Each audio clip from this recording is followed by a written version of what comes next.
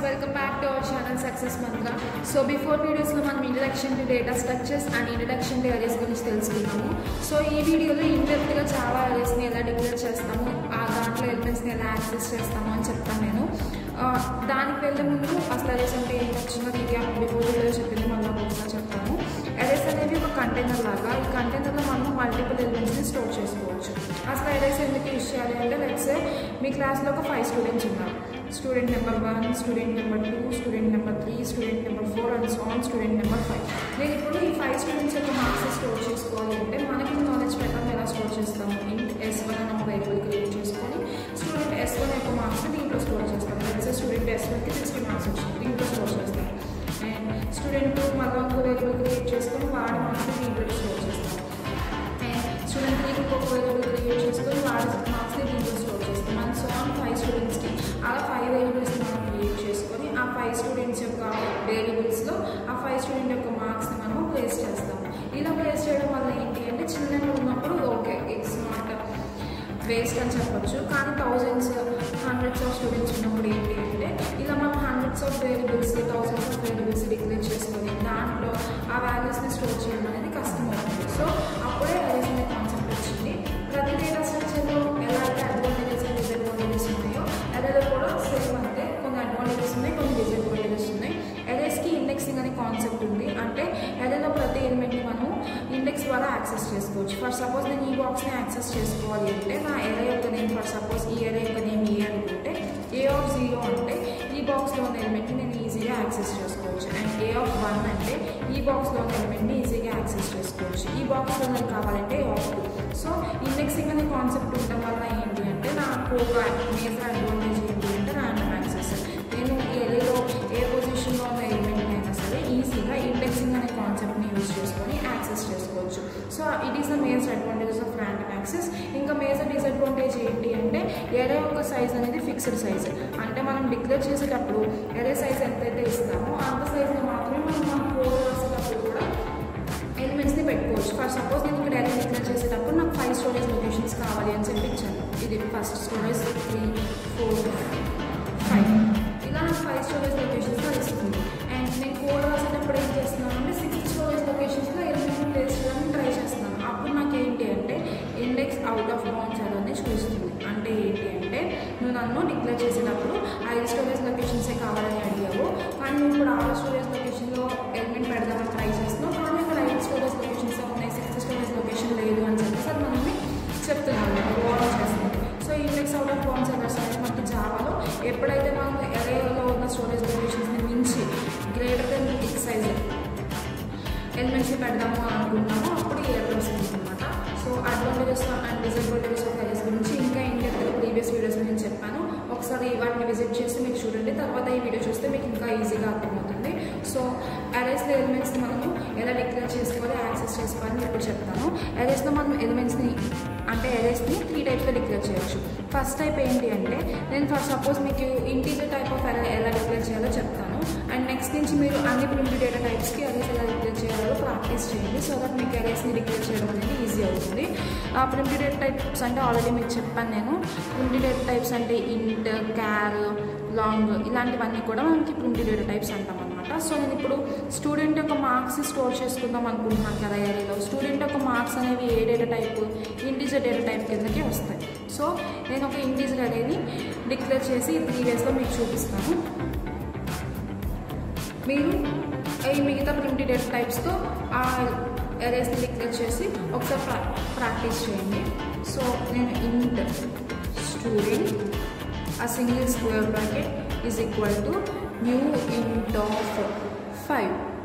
ఇది మీకు నేను ఎక్స్ప్లెయిన్ చేస్తాను. ఫస్ట్ ఆఫ్ ఆల్ ఇంట్ అంటే ఏంటి అంటే నువ్వు నీ ఎరేలో ఎలిమెంట్స్ ఏ డేటా టైప్ని స్టోర్ చేసుకోవాలనుకుంటున్నాను.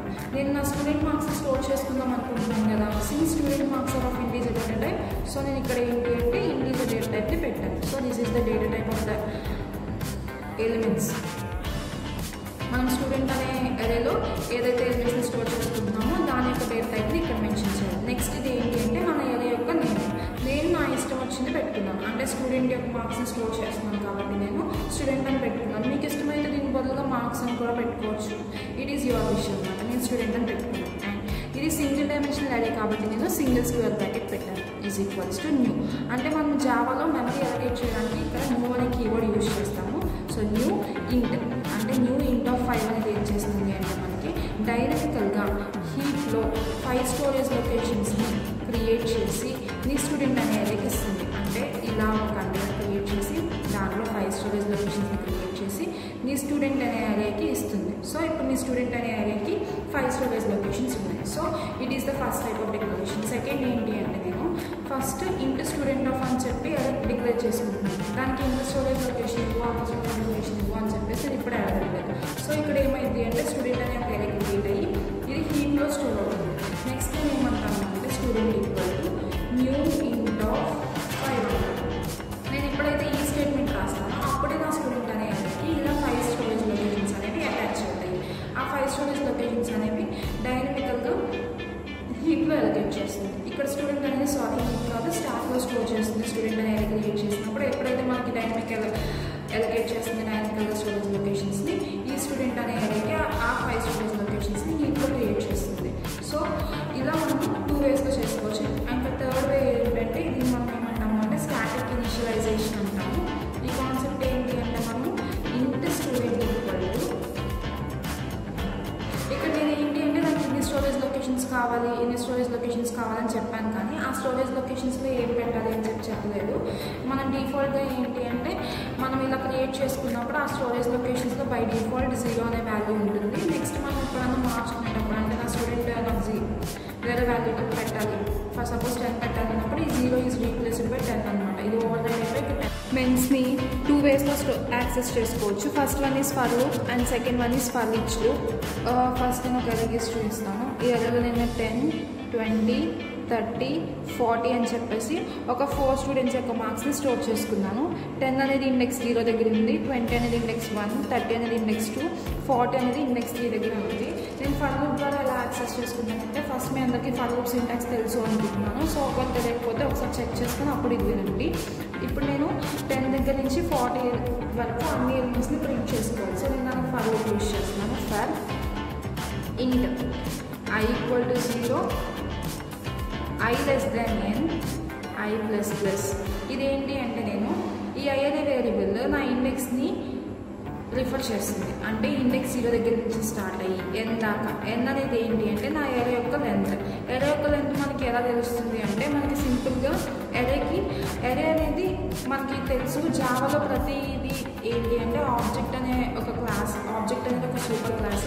ఈ సూపర్ క్లాస్ని మిగతా అన్ని క్లాసెస్ కూడా ఇన్హెరిట్ చేసుకుంటాయి. సో ఎరే అనేది కూడా ఒక ఆబ్జెక్ట్ టైప్ ఆఫ్ క్లాస్ కాబట్టి ఆబ్జెక్ట్కి ఏంటి అంటే లెంత్ అనే ఒక ప్రాపర్టీ ఉంటుంది. ఈ లెంత్ అనే ప్రాపర్టీ ద్వారా మనము ఎరే యొక్క లెంత్ని తెలుసుకోవచ్చు. ఫర్ సపోజ్ ఇప్పుడు నా ఎరేలో 10, 20, 30, 40 ఇలా 4 ఎలిమెంట్స్ ఉన్నాయి కదా. నా ఎరే పేరు ఏఆర్ఆర్ అనుకుంటే ఏఆర్ఆర్ లెంత్ అంటే నాకు ఆ ఎరే యొక్క లెంత్ 4 అని చెప్పేసి వస్తుంది. ఎందుకంటే నాకు ఇక్కడ 4 స్టోరేజ్ లొకేషన్స్ ఉన్నాయి కదా. సో ఎరే యొక్క లెంత్ అనేది 4 అని చెప్పేసి వస్తుంది. సో నేను ఇలా ఏం చేస్తానంటే ముందు int n equal to array dot length అని పెట్టేసుకుంటాను. ఈ ఎరే డాట్ లెంత్ ఏం చేస్తుంది ఈ 4ని తీసుకొచ్చి ఎంత స్టోర్ అవుతుంది. నేను ఏం చేస్తానంటే 0 దగ్గర నుంచి 4 దాకా వెళ్తాను. నేను ఇక్కడ లెస్ దాన్ ఎందుకు పెట్టానంటే ఐ వాల్యూ 0 దాకా స్టోర్ అవుతుంది. లెస్ దాన్ 4 అంటే ఐ వాల్యూ ఒకసారి 0 అవుతుంది, ఒకసారి 1 అవుతుంది, ఒకసారి 2 అవుతుంది, ఒకసారి 3 అవుతుంది. ఫర్ లూప్ జరిగేప్పుడు 4 అవ్వదు. ఎందుకంటే నా ఇక్కడ 4 స్టోరేజ్ లొకేషన్స్ ఉన్నా నా ఇండెక్స్ అనేది 0 దగ్గర నుంచి స్టార్ట్ అవుతుంది కదా. 3 దగ్గరికి వచ్చేసరికి 4 అవుతుంది. ఇది ఫస్ట్ స్టోరేజ్ లొకేషన్, సెకండ్ది, ఇది థర్డ్ది, ఇది 4ది. 0 దగ్గర నుంచి ఇండెక్సింగ్ స్టార్ట్ అవుతుంది కాబట్టి లెస్ దాన్ 4 అని పెట్టాను. అదే 1 దగ్గర నుంచి అనుకో ఇండెక్స్ 1 ఒకసారి యాక్సెస్ చేసుకుంటాను, ఇండెక్స్ 2ని, ఇండెక్స్ 3ని, ఇండెక్స్ 4ని యాక్సెస్ చేసుకోవచ్చు. కానీ నాకు నేను ముందు చెప్పినట్టుగా ఎడలో ఇండెక్సింగ్ అనేది 0 దగ్గర నుంచి స్టార్ట్ అవుతుంది కాబట్టి లెస్ దాన్ 4 అంటే లెస్ దాన్ n అని పెట్టాను. సో ఫస్ట్ ఐ ప్లేస్లో 0 ఉంటుంది. అప్పుడు 0 అనేది లెస్ దాన్ 4 అని చెప్పి చెక్ చేసుకుంటుంది. 0 అనేది లెస్ దాన్ 4 కదా. ఇప్పుడు లోపలికి వచ్చి మనం ఏం చేయాలి అంటే system dot out dot println of array of I and ఈ స్క్వేర్ బ్రాకెట్స్ని క్లోజ్ చేసేస్తున్నాను. సో ఫస్ట్ నా ఐలో వాల్యూ అయితే 0 లెస్ దాన్ 4. నేను ఇక్కడ ఏం ప్రింట్ చేస్తున్నాను array of 0 ప్రింట్ చేస్తాను. ఇది అయిపోయిన తర్వాత ఏమవుతుంది ఐ వాల్యూ అనేది ఇంక్రిమెంట్ అవుతుంది. ఐ వాల్యూ ఇంక్రిమెంట్ అయ్యి 0 కాస్త ఏమవుతుంది 1 అవుతుంది నెక్స్ట్ స్టెప్లో. సో ఐ వాల్యూ 1 అనేది లెస్ దాన్ 4 కదా. సో లూప్ లోపలికి వస్తుంది array of 1 ప్రింట్ అవుతుంది. నెక్స్ట్ నెక్స్ట్ ఏమవుతుంది, ఇంక్రిమెంటేషన్ స్టెప్ జరుగుతుంది. 1 వాల్యూ కాస్త 2 అవుతుంది. I వాల్యూ ఈక్వల్ టు 2 అవుతుంది. ఇప్పుడు 2 అనేది లెస్ దాన్ 4 అని చెప్పి చెక్ చేసుకుంటుంది. లోపలికి వచ్చి array of 2 ప్రింట్ చేస్తుంది. ఎలా జరుగుతుంది, ఈ ఫర్ లూప్లో అసలు ప్రాసెస్ అనేది ఎలా జరుగుతుంది నేను ఒకసారి మీకు ఎక్స్ప్లెయిన్ చేస్తాను. అంటే ఫర్ లూప్ అంటే తెలియని వాళ్ళ గురించి ఒకసారి ఎక్స్ప్లెయిన్ చేస్తాను. I++ అండ్ దీని లోపల కొన్ని స్టేట్మెంట్స్ ఉన్నాయి అనుకున్నాం. ఇదేంటి అంటే డిక్లరేషన్ అనమాట. ఐకి నేను స్టార్టింగ్లో ఏదో వాల్యూ పెట్టుకుంటావు, అంటే ఎక్కడి నుంచి ఫర్ లూప్, ఏ వాల్యూ దగ్గర నుంచి ఫర్ లూప్ స్టార్ట్ అవ్వాలనే వాల్యూని ఇక్కడ మెన్షన్ చేస్తావు. ఎక్కడ దాకా ఈ ఫర్ లూప్ అంటే ఎన్ని టైమ్స్ ఈ ఫర్ లూప్ రన్ అవ్వాలి అని చెప్పి ఇక్కడ రాస్తావు. ఇదేంటి అంటే ఇంక్రిమెంటేషన్ స్టెప్. ఫస్ట్ ఇది జరుగుతుంది అంటే ఐకి నువ్వు ఇక్కడ ఏ వాల్యూ అయితే ఇచ్చావో అది అసైన్ అవుతుంది. నెక్స్ట్ ఈ కండిషన్ని చెక్ చేసుకొని ఈ కండిషన్ ప్రూవ్ అయితే నువ్వు ఈ లోపల రాసిన స్టేట్మెంట్స్ అనేది జరిగి ఈ లోపల రాసిన స్టేట్మెంట్స్ అనేది జరిగిన తర్వాత ఈ ఇంక్రిమెంటేషన్ స్టెప్ అనేది జరుగుతుంది. నేను ఏంటి నా ఇండెక్సింగ్ అనేది 0 కాబట్టి నేనేం చేస్తున్నాను, for I equals to indexing 0 కాబట్టి ఐకి నేను 0 అనే వాల్యూ ఇస్తున్నాను. నేను ఈ ఫర్ లూప్ ఎన్ని టైమ్స్ రన్ చేయాలి, నా ఇక్కడ స్టోరేజ్ లొకేషన్స్ ఎన్ని ఉన్నాయి 4 కదా. సో నేను లెస్ దెన్ 4 టైమ్స్ ఈ ఫర్ లూప్ని రన్ చేయాలి. సో నా 4 అనే వాల్యూ ఎన్నో ఉంది కదా, ఎందుకంటే నేను ఆల్రెడీ ఎంత పెట్టుకున్నాను 10 equal to array dot length అని చెప్పేసి పెట్టుకున్నాను. అంటే నా ఎన్న దాంట్లో array యొక్క లెంత్ అనేది ఆల్రెడీ స్టోర్ అయిపోయింది. సో I++ అంటే ఒక్కొక్కటి ++ అవుతూ ఉంటుంది. system.out.println of array of I అంటే array యొక్క వాల్యూ ఫస్ట్ 0 అవుతుంది. 0 అనేది లెస్ దాన్ 4 కదా, లోపలికి వచ్చి array of 0 ప్రింట్ అవుతుంది. array of 0 అంటే మనకు 10 కదా, 10 ప్రింట్ అవుతుంది. ఈ స్టెప్ అయిపోయిన తర్వాత ఏంటి, I వాల్యూ ఇంక్రిమెంట్ అవుతుందిగా, I వాల్యూ అనేది 1 అవుతుంది. మళ్ళీ ఈ కండిషన్ చెక్ చేసుకుంటుంది 1 లెస్ దాన్ 4, లోపలికి వచ్చి array of 1 ప్రింట్ అవుతుంది. array of 1 అంటే 20. ఈ ప్రింట్ అయిపోయిన తర్వాత మళ్ళీ నెక్స్ట్ దీనికి వెళ్తుంది. I వాల్యూ ఇంక్రిమెంట్ అవుతుంది కదా, సో ఈసారి I వాల్యూ ఏమవుతుంది 2 అవుతుంది. 2 లెస్ దాన్ 4 అయినా దీని తర్వాత ఇంకో వస్తుంది. 2 లెస్ దాన్ 4 అయినా ఓకే, మన లోపలికి వచ్చి array of 2 ప్రింట్ చేస్తుంది. array of 2 ఇంకా 30.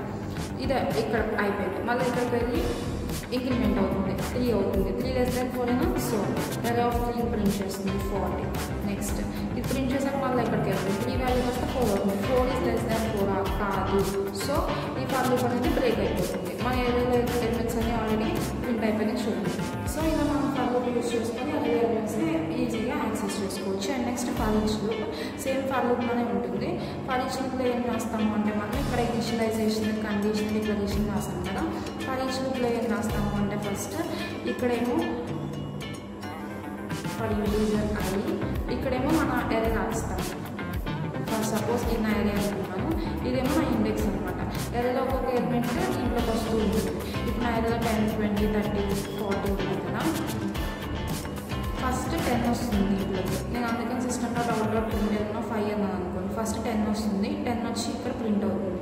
నెక్స్ట్ arrayలో సెకండ్ ఎలిమెంట్ 20 కదా, 20 ప్రింట్ అవుతుంది. నెక్స్ట్ థర్డ్ 30 కదా, 30 ప్రింట్ అవుతుంది. నెక్స్ట్ ఎలిమెంట్ ఏంటి 40 కదా, 40 ప్రింట్ అవుతుంది. ఏంటి అంటే arrayలో ఎన్ని ఎలిమెంట్స్ అయితే ఉన్నాయో అన్ని టైమ్స్ ఈ ఫర్ ఈచ్ లూప్ అనేది జరుగుతుంది.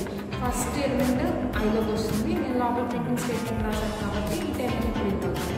నెక్స్ట్ 20 అనేది ఐలోకి వస్తుంది. లోపల ప్రింటింగ్ స్టేట్మెంట్ రాశాను కాబట్టి 20 ప్రింట్ అవుతుంది. సో మనం ఫర్ ఈచ్ లూప్ యూస్ చేసుకొని array ఎలిమెంట్స్ అనేవి యాక్సెస్ చేసుకోవచ్చు. వీటికి టైం కాంప్లెక్సిటీ సేమే. O of n పడుతుంది. O of n అంటే మన ఎలిమెంట్స్ ఎందుకంటే అంత.